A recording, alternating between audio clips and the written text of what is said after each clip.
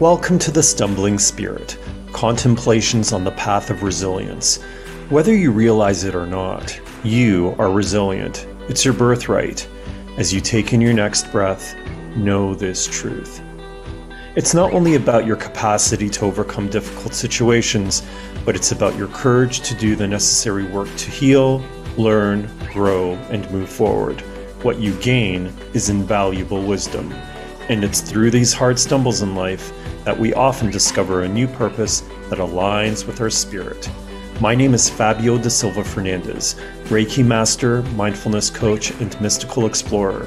Join me weekly as the Stumbling Spirit podcast highlights the lives of extraordinary people like you, sharing transformative stories and beneficial practices of resilience to guide you on your wellness journey.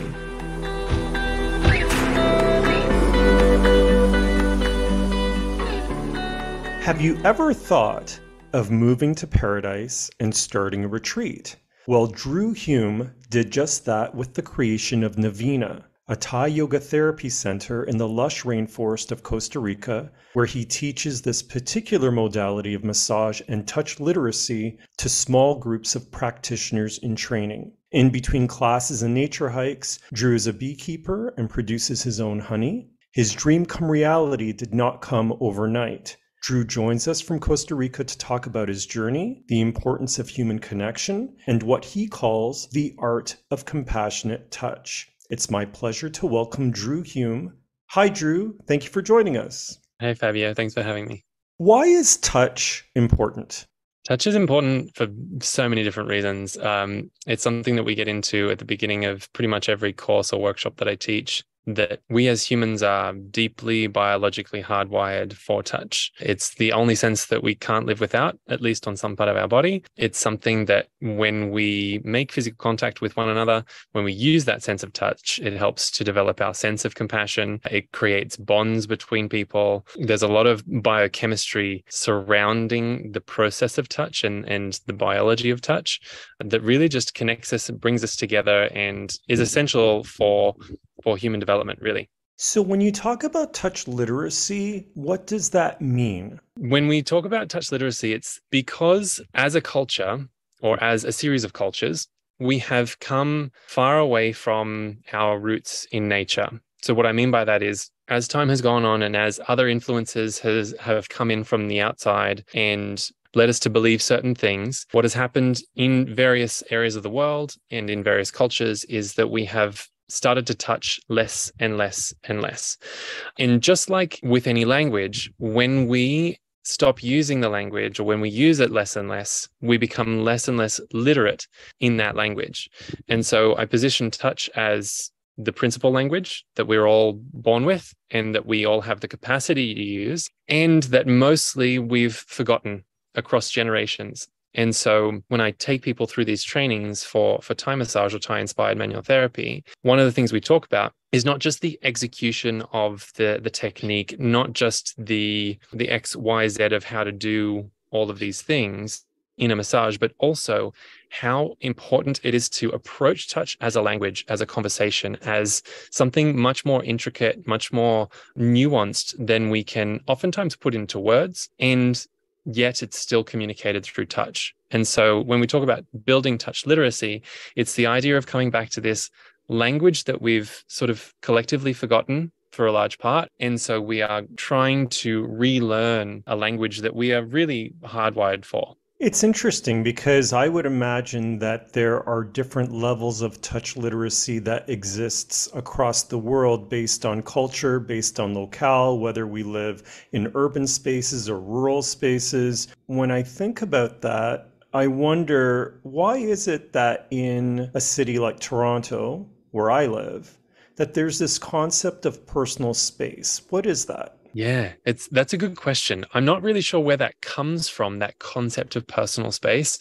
It's definitely something that we've introduced, I think probably as a result of this reduced exposure to touch and this reduced literacy in touch. And what has led from that is touch that's undesirable in certain contexts and, events that leave people feeling not so great, or, in other cases, traumatic events surrounding touch. And so I think we've introduced this idea of personal space as a way to build protection around us instead of what I believe to be something more useful is to teach people how to use the tool. So part of the intent with rebuilding our touch literacy is this idea of relearning a tool that we biologically have and need to use because we can't thrive past infancy without touch. And yet it's difficult for us to approach that because we've oftentimes put space in between one person and another in order to in some way protect ourselves from it. Yeah, that's an interesting point. I wonder if people are happier if there is a better awareness or understanding of touch literacy. What are your thoughts on that? I tend to believe that because if we look at, there are these global scales of happiness per country that we can see, and most often that doesn't necessarily line up with the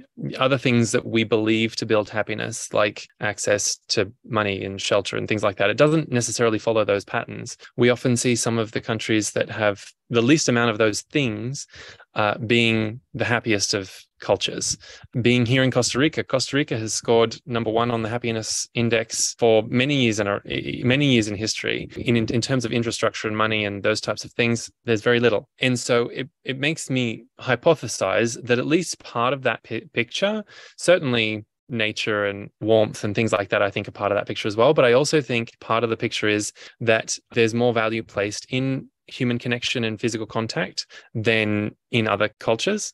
And there have been some really interesting observational studies done by a fellow named Daka Keltner and his research crew. This is one that I always tell my trainees as well, where they observe a social interaction in different countries that's, a standard sort of 1 hour between people in the UK, the US, and Puerto Rico, and how in the UK, these two friends in the space of an hour don't touch one another at all a single time. In the US, they touch one another once or twice, I think it was, which if most of us think about, usually that kind of makes sense. It's probably a hug hello and a hug goodbye or something like that, something minimal, although we might think, that's a good amount. But then in Puerto Rico, they observed within the space of a 1 hour period, 150 points of contact, which is just, if we think about that, they spent more time in contact with one another than they did, not touching one another. If we look at that and put it in the context of happiness, I think it's a really influential piece of the puzzle as to what really builds happiness between humans and individually.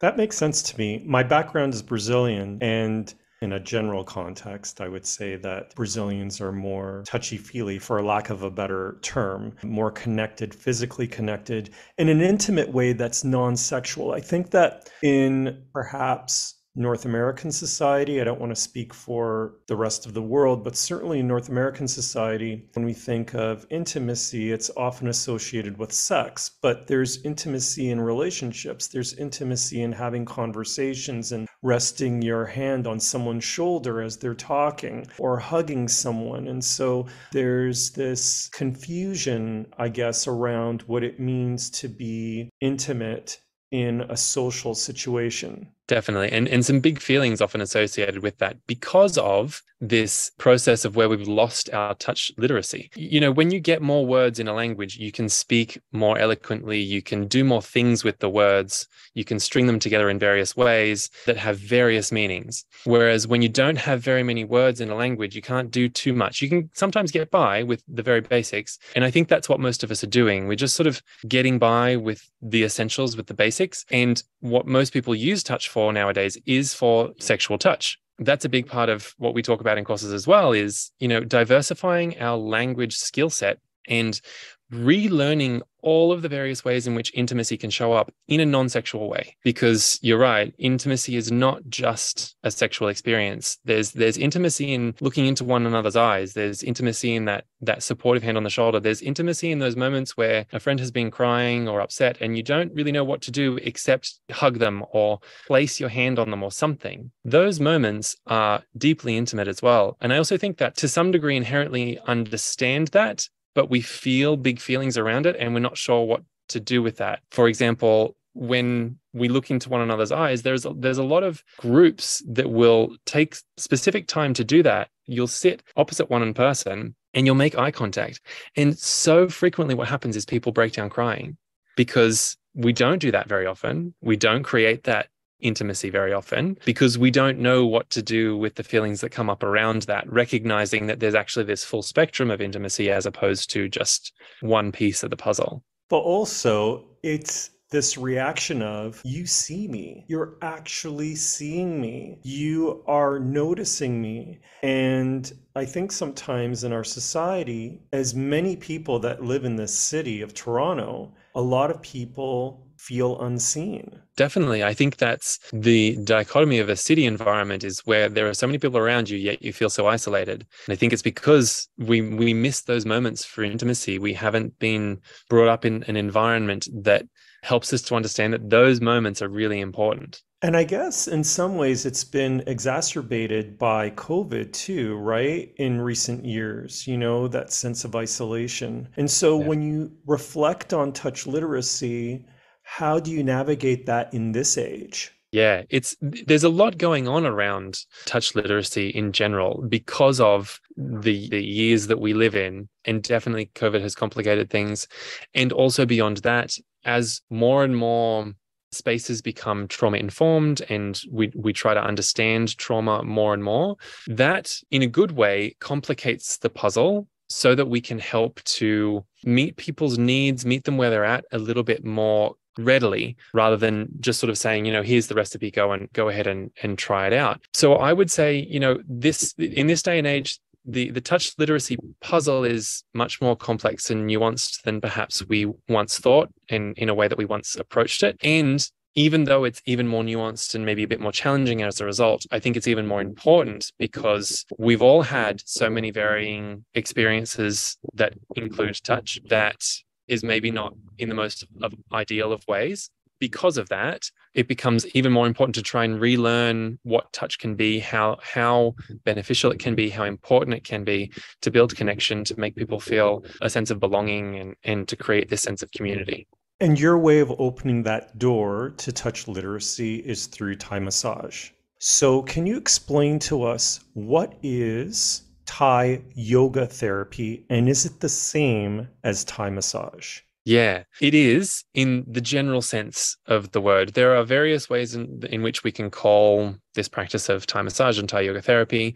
At one point, I used to say Thai yoga therapy a little bit more frequently because Thai massage in some contexts, like in the North American context, has a little bit more of a sexual connotation. And that's something that we are trying to step away from, to teach people that there's a full other experience of touch to be learned and had, and in different settings, in different environments. Whereas the sexual services side of things is something that is separate to what we offer. That's why I would call Thai yoga therapy what I used to do. Nowadays, I actually more frequently use the term Thai-inspired manual therapy. And the reason I use that is because the way that we practice things at Navina, at least, is really quite different to how Thai massage and manual therapy practices are utilized in Thailand. And though there are similar roots, so it's an attempt to try and honor the roots of a Thai massage practice, whilst also recognizing that we are modifying things, we're changing things, we're using some of the same infrastructure, but the application of that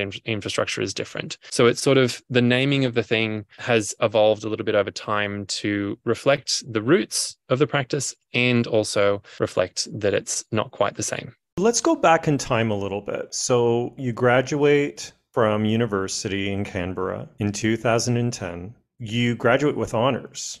You're on the Dean's Excellence Award list with a Bachelor of Applied Science, and you become a lab technician at the university. When were you first exposed to Thai massage, and what interested you about this practice? Well, after I graduated, I ended up moving back to Toronto. I had done a semester abroad the year prior as my second last semester in Guelph, actually. And then when I came back to Canada, I moved to Toronto to be with my partner at the time. Because I moved across the world, I no longer had any of my industry connections in research and the fields that I had just finished studying. And so I got into a retail job and was not really a great fit for me personally. So I started to look for extra things that I could do. And so I was thinking about, what I might be able to study that in some way would utilize some of the things that I had studied at university and also get me working with bodies, because I've always had a fascination with bodies. As I grew up, I played a lot of different sports and had a lot of different injuries. And as a result, I got to explore in that way and really wanted to sort of help people with those things as well. So as a result of that, I did a little bit of searching online and didn't really come up with too much in the way of massage courses that I would want to dedicate the time to. The main one that I was looking at was becoming an RMT, but a lot of the courses that I had taken at university were the same. And so I didn't really want to go back for 2 years and repeat all the subjects and pay all that money to repeat the subjects because I wasn't going to be able to get credit. So I left it for a little bit. Another couple of months went by, and then I searched again just in case anything had changed, and it had. And I ended up seeing some Thai massage courses, and I had never taken a Thai massage or had a Thai massage before. Then I reached out and decided to go in and speak to the teacher. And after speaking about the practice, that was apparently enough for me to sign up for all of the courses in one go. I look back on and I think that was maybe a little bit of a rash decision, but it worked out. It felt like, in the first day of the training, it felt like putting on old shoes kind of a thing, almost like I had done it before. And with the base foundation in human biology, I felt really well supported to go in and understand what I was pressing on and the effect that I was having. And then with that, was able to sort of start to modify things a little bit. What was it about Thai massage that you really enjoyed? Oh, at the time, I think the appealing piece was that it was done on the floor. I think that was the really unique piece that appealed to me, because on the table, if you've ever given a massage on a table, it can be quite a lot of work, and you finish with a bit of a sore low back and things like that. And I thought, that's probably not what I want to do. And so it being on the floor was quite appealing. So I think that attracted me at the beginning. And you experienced it both as a client and then eventually a practitioner. So when you were getting it done to you for the first time, what was it that you noticed within your body? I think when I was first studying and receiving, I think one of the things that distinguished it from other forms of massage and made me really sort of start to fall in love with it even more is how, when you take time with pressure applied, it really gives your body a chance to create space and facilitate space. So one of the things that other massage modalities use are more gliding strokes. And with those gliding strokes, there's more movement. There's not enough time to settle in, to receive that pressure, to let the pressure take effect in your body, and for you to sort of settle around that experience of the pressure that you're receiving. Whereas in Thai massage, we can do that. As I was in training, the more and more I'd ask people to, just wait there. They would wait a little longer and wait a little longer. And then at the end, I'd be like, oh yeah, like that is the massage that I've wanted forever. And is that the main difference between Thai massage and regular massage? It can be. It really depends on the avenue of practice that you take with Thai massage, because there are so many different styles of massage in Thailand. Some of them do have oils included in them. Some of them have a bit of tapping included in them. Some of them have various other tools that you can use. Some of them are on tables or on the ground. The way that we practice, yes, I would say that's one of the biggest distinguishing factors, is that we're fully clothed, no oils, and on the ground. But that's not the only way to practice Thai massage, essentially.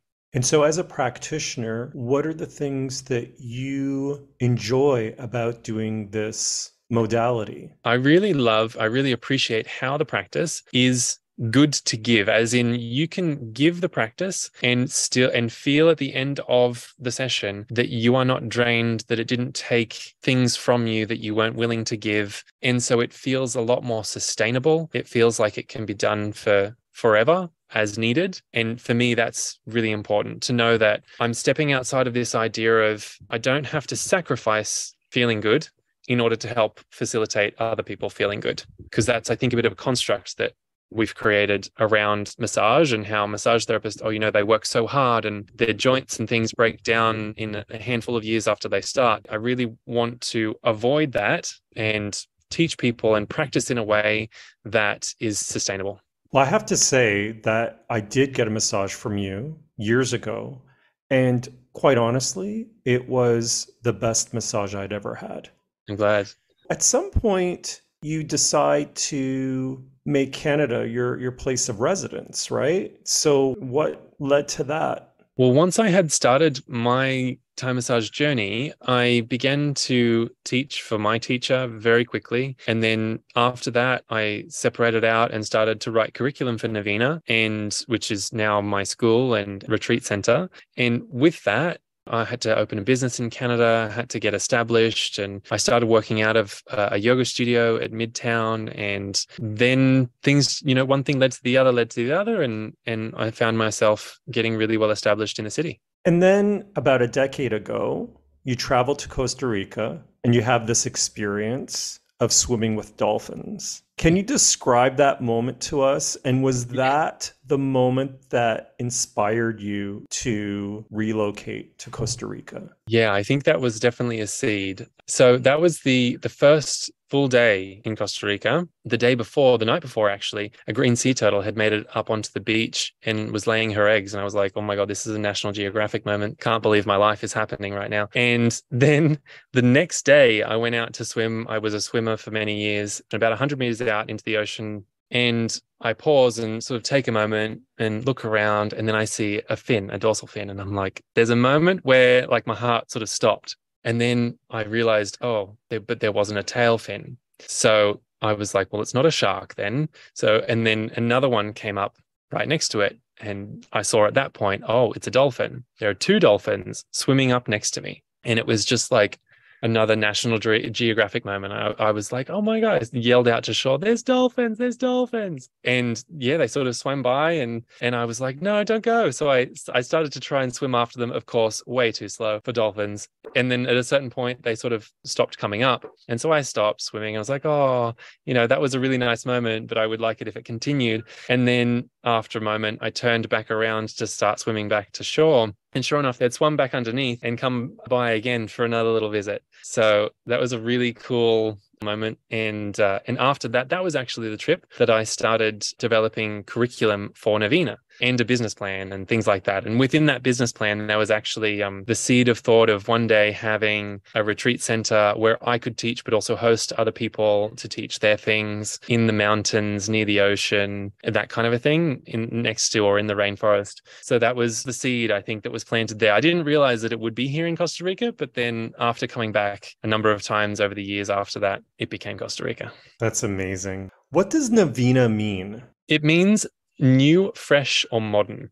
It's a Sanskrit word that I decided to use based on that meaning and how we approach the practice of Thai-inspired manual therapy to sort of bring a little bit more of a contemporary understanding of the body into the mix of a traditional practice. And so in that way, it's a little bit more new, a little bit more modern and those kinds of things.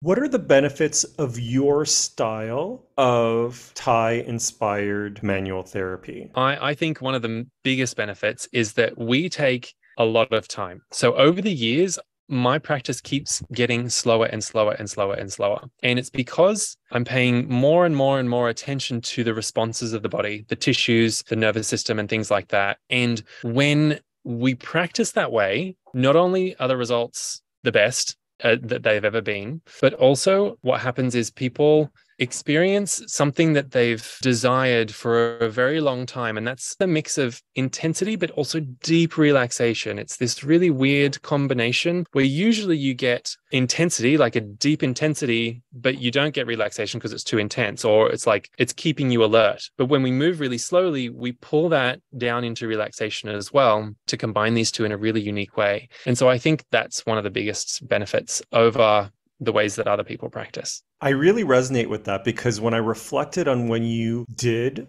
a massage on me, I remember as being both firm yet gentle. Yeah. And I think you can only get that blend when you go really slowly, because if you go fast, you end up feeling as though it was firm, right? It could still be really nice, but you end up feeling that it was firm. You don't get that gentleness that comes through after a minute or two with the pressure applied, where your nervous system is like, okay, yeah, I can be here. I can do this. I can settle in. I can even give a little bit more space. That softness comes with a little bit of time. Why is being in nature so important to you? I love that question. It feels like where I should be. It feels like home. And I feel like when I'm here, I have so much more capacity for everything. everything and anything, whether it's the good stuff or the not so good stuff. I feel like being in nature gives me the space and the support even to manage and deal with things that come up that are maybe unexpected or challenging. I was observing some of your posts and I saw the one where you hiked to a waterfall and another one where you were looking at the fruit of a lemon tree. And so I can imagine how that would be really grounding for you. Yeah. Getting in touch with the nature around you, I think, is so important. I also think that's a really big part of our innate biology as well. We used to live in places where we were walking around barefoot, where we were in amongst trees frequently, and so I think it speaks to some deep part of our biology to be in nature as well. What is your connection with bees? Oh, that's another big part of my love here is there's so many different species of bees here in Costa Rica. There are also a lot up in Canada, but most of the species that people know about in Canada are bumblebees. Gorgeous. I love bumblebees. The species here that I talk a lot about with people who come here are the stingless bees of Costa Rica. And there are 59 different species of stingless bees that we know about in the country. And I just think each of their own characteristics, their in some ways personalities, the way that they do things, it's not only fascinating, but it's meditative. I can be around my bees if I had the chance all day, every day of the week. If I ever got the chance to do that, I would absolutely do that. I'm fascinated by them and I love them and they just keep me really centered and focused. When you work with the honeybees here, because I also have honeybees, the bees that do sting, you have to be so attentive to every sound, every movement, every pheromone that they're emitting while you're working with them. Because if you don't pay attention to those things, you could get a lot of stings. What is the main difference between stingless bees and bees with stingers? The bees that we're most familiar with are honeybees, and all honeybees have the potential to sting. All female honeybees have the potential to sting, I should say. The males don't. And the honeybees, at least the ones that we're mostly familiar with up in Canada and here, they build panels that are vertical. And in those panels, they've got hexagons and they store their honey, they store their pollen, they store their babies. The babies grow there and hatch from there. But then the stingless bees, they all do things a little differently. They have inside their tree hollows and the boxes in some cases that we've made for them, they have, instead of vertical panels, they have flat discs of brood. And then the brood is entirely separate from pots of honey and pots of pollen that they make that might even resemble more along the lines of the Winnie the Pooh's honey pot, right? That he carries around. Like they actually have little pots that they keep adding pots onto all around as they get more and more resources from the environment. Between different species of stingless bee, they all operate a little differently. They have different defense mechanisms. They have different mechanisms of communication. And yeah, just all really interesting to watch and learn about. So why beekeeping? I really don't know why, other than the fact that I love to spend time around the bees. I only take a little bit of the honey. I'm really not in it for the honey. I'm in it because I just think the bees are fascinating. And then also a lot of those 59 different stingless bee species are in danger of extinction. So I'd like to see if I can play a role in that. This year, I actually just started doing some colony divisions for the first time in 3 years. I'm pretty excited about that. They've gone really well. And so I can, help to add a few extra colonies of bees to the world. And then occasionally we'll benefit from a little bit of honey from it. I think it's really interesting because there's a real theme here of connection and community between what you've built in Navina and your beekeeping. Yeah, there's definitely some common threads there, especially also if you see how bees operate. The eusocial bees, or the bees that we're most commonly familiar with, the bees that live in colonies, are really interesting. Like even though they have a queen, we often think of a queen as, the hierarchical leader of them all. But in bees, that's not actually how it works. The queen is really more appropriately named the mother because she lays all the eggs. But everything else, all of the operation of the colony is all decided upon socially. It's all worked out between all of the workers and almost has nothing to do with the queen. When the colony is ready to swarm, it's the colony that tells the queen that it's time to go. There's a lot of operation of the community for the community, which I also think is, we could create some really nice allegory for humans and the ways in which we could operate. No kidding. So you start Navina in 2014. You offer both online and in-person courses and retreats. And you also offer principal and enhanced intensive training programs. Can you highlight some of what you offer at Navina in the way of certifications? Yeah, definitely. So after the principal modules, so we do the principal modules in an intensive here, but then in other places like Toronto, we usually space modules 1, 2, and 3 out over a little bit of time. After that, you're eligible for the first round of certification after you've done some documented home practice and an online exam. And then the enhanced modules build on that. They expand your practice. They take the practice in different directions, give you more tools, but also give you more things to think about. And then there's another layer of certification on top of that.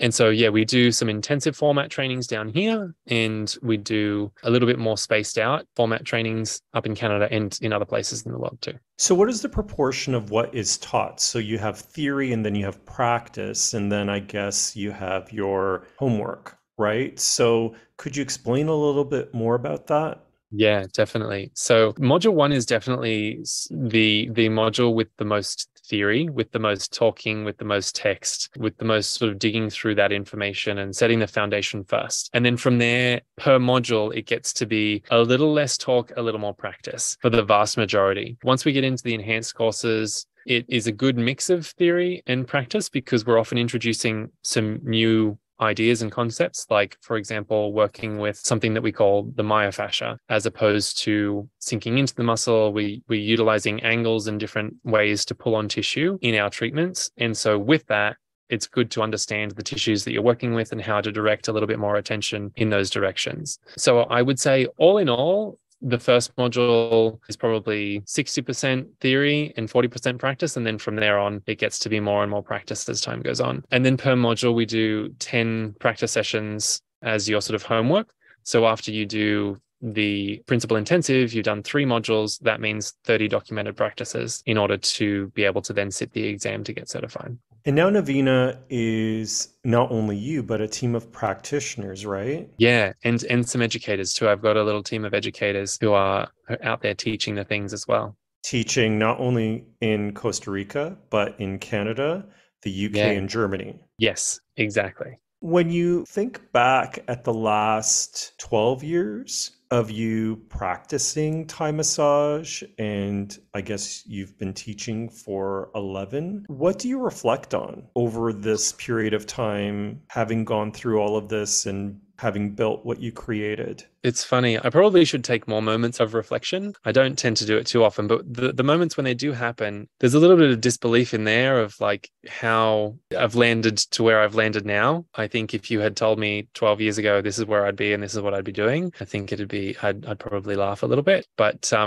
yeah, I think I reflect a lot on both the big challenges and also the big victories, I would say, of mostly overcoming those big challenges and sort of heading through into the next phase of this. Could you share with us what the next phases are? Yeah, definitely. At the moment, a couple of the bigger things coming up are actually an expansion of Navina. A friend just bought the next plot of land just up from us, and we're going to be expanding the accommodations into that space as well. We're going to be building a pool. The new accommodations are going to have bathrooms in the units themselves with a little shared kitchen, which could be both for retreats or longer term rental and things like that. So that's one of the challenges and also victories that we're moving through at the moment. And then another one is adding a little bit of adventure tourism into the mix. And another friend and I are building a business of canyoning. The waterfalls that go by us here are just stunning, and there are a bunch of them. So we've organized to start building a little system of tours to take people down and rappel down the waterfalls in this system to go past the center and then out the bottom of the mountain. How amazing is that?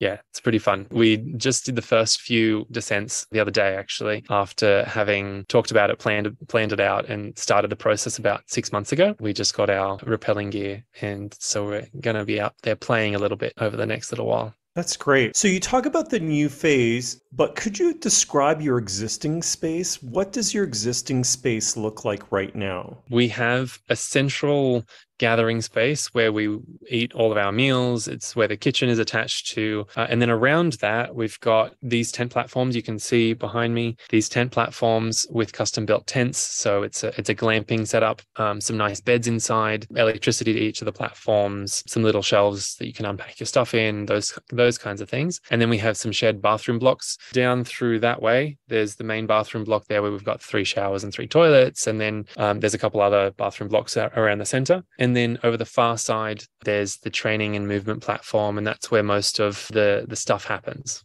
One thing that people should know is that you built this place with your own hands. I definitely had a lot of help, but I was here for a good portion of the build and helped out with whatever I could. So, how did you go about doing that? Because it took a number of years. What were the considerations that you needed to factor in to make this happen? There were a lot. I would say I learned a lot on the fly with all of that because also at the time I didn't speak Spanish. So it was doing all of that in a language that I didn't speak. Thankfully now I do. I've managed to pick it up over the last few years. But back then it was the coordination of learning new systems. Everything in Costa Rica works a little differently, all the way down to how businesses report their taxes and things like that. So I would have to learn all of those things and then figure out how to get the construction team what they needed when they needed it. Thankfully, they were reasonably self-sufficient with that. And I had connections that were able to help me translate through all of that. But it was the land purchase process was actually quite easy, interestingly enough. I think Costa Rica makes it really quite easy to invest in their country. And then from there,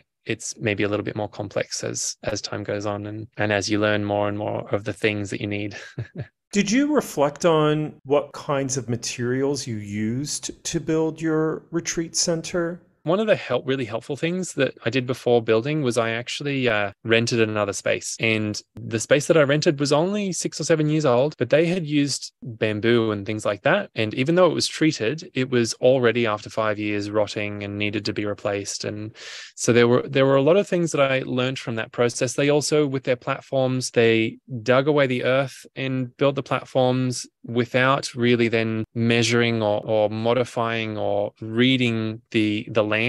So what happened is with the rainy season, there's a lot of water that falls. Erosion patterns change if you haven't planned things very well. And so it ended up destabilizing a lot of the infrastructure there, even after 5 or 6 years. And so with that, I did get to learn a lot about the ways that I wouldn't do things and the materials that I didn't want to use. So what materials did you use? Ended up using some quite thick gauge steel, some cement, things that are going to last a long period of time. And then part of it as well wasn't just the materials, but also the design. So one of the main design elements was the cantilevered platforms. So all the platforms are leveraged out from a high point, basically, instead of cutting away the earth and modifying the erosion patterns caused by the rain. For anyone who wants to do a similar thing, what advice would you have for them? I would say be ready to learn and do things that you never think you'll need to do yet. And also don't assume that the simple things where you're from are going to be the simple things here. Things like opening a bank account for a business in Canada is, I would say at this point, is a very easy task. Whereas opening bank accounts here in Costa Rica, I just opened some more for the canyoning business the other month. And the first day I was in the bank for 4 hours. And the second day I was in the bank for 5 hours to open business accounts. Don't anticipate things. Just know that you'll need to learn new things and then don't expect that things will happen quickly. And then if they do, it's great. Because then other things that you anticipate will take a long time, take no time at all. What about from a financial perspective? Because no doubt this would have cost you quite a bit of money. So what could people expect, or what would you recommend for anyone who wanted to open up such a venture just from purely, dollars and cents? From dollars and cents, one of the biggest things that I would suggest is actually spend time here first, or spend time wherever you want to be first. Get to know the people, because then anything you do invest is much more likely to be a price of what everyone else here is paying, as opposed to a price of someone who just comes in and hasn't spent any time here. So one of the things that saved me quite a lot was having spent a year renting another space, getting a team member who was then able to help find this property, and I got a really good price for the property as a result. But then also things like the construction teams, spend some time getting to know your construction team, talk to them, see the work that they're doing, get quotes from various different people. And doing that and build a relationship with them is also going to save you money in the long run, because once you've got a relationship with them, they're more likely to take better care. Much of what we talked about besides your business was really around connection and people being a lot more literate as far as touch is concerned. What is your hope for the future of humanity? My hope in that regard is to help us step out of the societal constructs that we have been brought up within, and also to retrain ourselves to relearn that language of touch so that we can become more reconnected with one another and also with the things around us, with nature around us. What does resilience mean to you? Well, resilience means to me persevering and getting creative when challenges come up. What is your practice of resilience? I have brainstorming practices of resilience when challenges do come up, but then also beyond that, the practice of getting out in nature, doing a little bit of, I call it cold exposure. People who do cold exposure wouldn't, but cold exposure in the river down here because it's quite chilly, bringing myself back into the present moment through meditation and movement practices, as well as those little cold dips in the water. All of those things I would say help to build resilience for me. What's your brainstorming practice? Well, when I come up with challenges, so I sit down and I think of all of the different ways that I can solve the challenges that I'm up against. So I make it actionable instead of just a feeling of discomfort. And how does your practice, all of the practices of resilience that you have, benefit you? I think it all gives me a little bit more space. I think that space to not only get things done, but also space between the big feelings. And then as a result of those things, I end up not giving up because there have definitely been points along this path, various points. I could have chosen to not continue because of those things that I was up against. And so I would say that those practices all combined have led to me having these experiences, being able to work with people in the ways that I work with them. And that's pretty rich. How can people contact you and find out more about Navina? Yeah, anyone on social media can reach out. My personal Instagram page is just Drew Hume. The Navina page is navina.community. Also via email, Facebook, all those types of things are great as well. Thank you, Drew. It's an absolute pleasure chatting with you. Thank you for sharing your story. Thanks, Fabio. Thanks for having me. Thank you for listening to The Stumbling Spirit, Contemplations on the Path of Resilience. This is Fabio da Silva Fernandez. Join me again next week for another episode of transformative stories and beneficial practices to guide you on your wellness journey. If you wish, you can follow and DM me on Instagram at The Stumbling Spirit. Until next time, take a deep breath and another step forward on your path of resilience.